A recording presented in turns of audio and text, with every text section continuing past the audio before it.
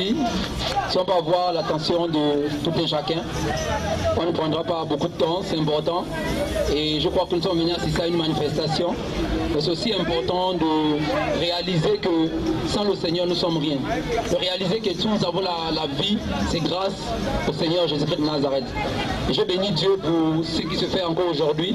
Parce que lorsqu'on voit mon destin en main, les hommes peuvent nous proposer un destin. Mais Dieu a un meilleur destin que ce que les hommes peuvent nous proposer. C'est pourquoi, par la grâce du Seigneur, avant de commencer le moment, nous allons prier, puis on va partager quelque chose, pour que Dieu soit béni. Donc Seigneur, nous te bénissons pour toutes ces personnes, Seigneur.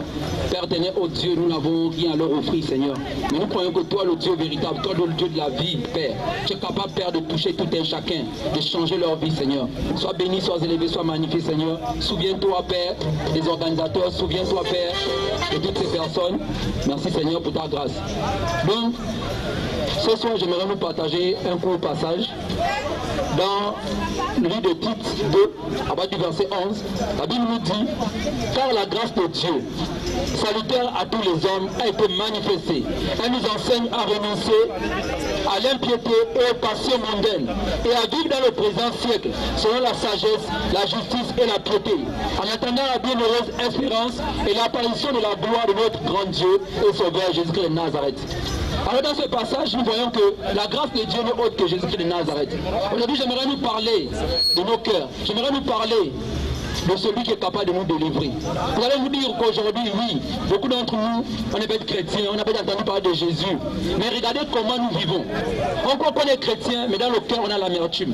On croit qu'on est chrétien, mais dans le fond, on se masturbe. On croit qu'on est chrétien, mais dans le fond, on vit tout rapport sexuel en mariage. Alors c'est des choses qui attirent la colère de Dieu dans nos vies.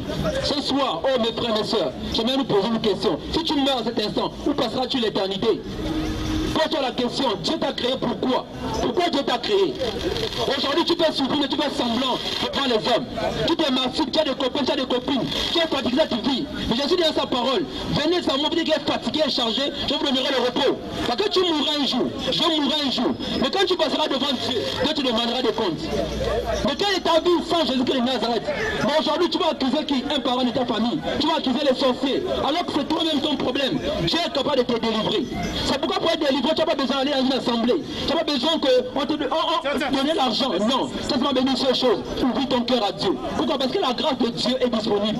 C'est le temps de ta visitation. Quand la Bible me dit que lorsqu'on dispose notre cœur, lorsqu'on croit à la parole de Dieu, parce que la parole de Dieu c'est elle qui est capable de nous délivrer, on devient enfant de Dieu. Donc ce soir, mon frère et ma soeur, quelles sont ces 4 minutes là, tu es capable de devenir enfant de Dieu. Alléluia.